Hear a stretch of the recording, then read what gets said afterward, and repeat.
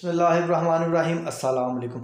दोस्तों, ये urgent video बना रहा हूँ और इस अर्जेंट वीडियो बनाने का एक मकसद है। मकसद ये है कि टेक्निकल तनवीर असगर भाई जो कि यूट्यूब के गुरु माने जाते हैं, यूट्यूब के ऊपर यूट्यूब की पॉलिसीज़ वगैरह बताते रहते हैं और हम लोगों को यूट्यूबर्स को गाइड करते रहते हैं कि हम लोग ने क्या करना है क्या नहीं करना। उनका चैनल जो है वो हैक हो चुका है। उन्होंने खुद अपने सेकंड चैनल के ऊपर आगे ऐलान किया है कि उनका चैनल जो है वो किसी हैकर ने हैक कर लिया है।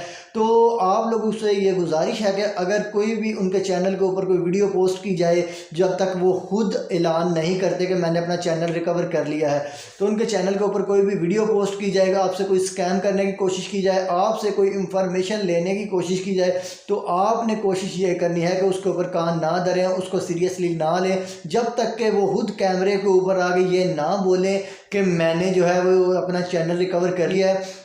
तो जब तक वो कैमरे के ऊपर आकर खुद ये ना बोले कि मैंने चैनल अपना रिकवर कर लिया है।